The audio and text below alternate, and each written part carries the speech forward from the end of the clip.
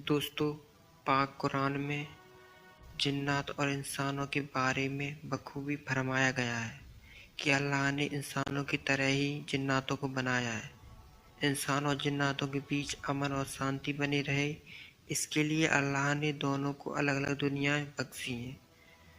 इंसानों की तरह ही जिन्नात अच्छे और बुरे होते हैं। कभी-कभी जिन्नात इंसानों की तरह ही दूसरी दुनिया मतलब हमारी दुनिया में दखल देने लगती है, कभी नफरत करने के लिए तो कभी प्यार करने के लिए।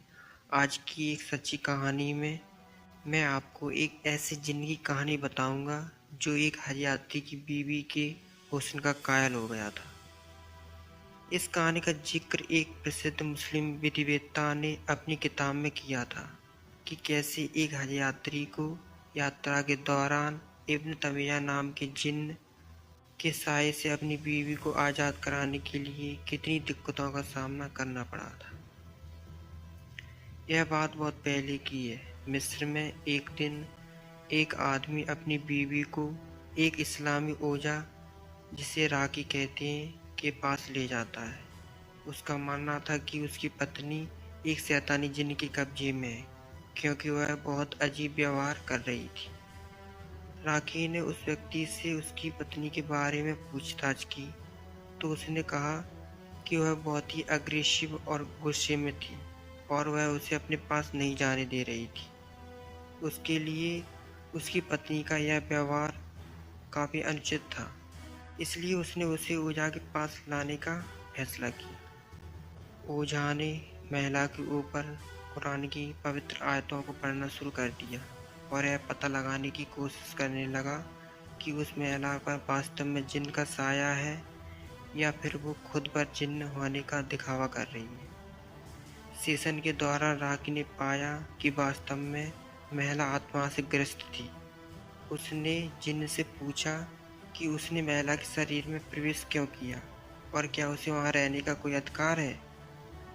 तब जिन्न ने राकी को बताया कि वह बांग्लादेश का मुस्लिम जिन्न है।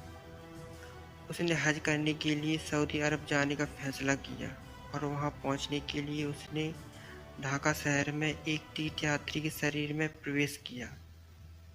उस जिन्न ने बांग्लादेशी तीर्थयात्री के साथ यात्रा की और मक्का पहुंचकर उस हज यात्री के शरीर से विदा हो गया। आगे वह बताता है कि जब वह मक्का की गलियों में घूम रहा था तो उसने अपने पति के साथ एक खूबसूरत महिला को देखा। उसने उस दंपत्ति का उनके आवास तक पीछा किया और उनके साथ घर में प्रवेश किया। जब उस आदमी की पत्नी रूम में अपने कपड़े चेंज करती है तो बेडरूम में उस महिला को निर्वस्त्र देखकर जिन्न वासना से अभिभूत हो जाता है और वह उसके शरीर में प्रवेश करके खुद को उस महिला के साथ जोड़ लेता है। उसे उस महिला से प्यार हो गया था। वह उस महिला को अपनी पत्नी के रूप में मान लेता है। फिर हज यात्रा के दौरान वह जिन्न उस महिला को उसके शौहर से दूर करने का हर संभव प्रयास करता रहा। हज पूरा करने के बाद वह आदमी अपनी जैसी पत्नी को लेकर मिस्र लौट आता है, जहाँ पर वह अपनी बीवी को उस ओझा के पास लाता है। अंत में ओझा उस जिन्न को महिला के शरीर से बाहर निकलने और बांग्लादेश लौटने के लिए मना लेता है। जिन्न चला जाता है और महिला अपनी सामान्य स्थिति में लौट आती है। कहानी कैसी लगी ज़रूर बताइएगा और कोई सुझाव हो तो कमेंट बॉक्स में ज़रूर बताएं। धन्यवाद। जय श्री राधे।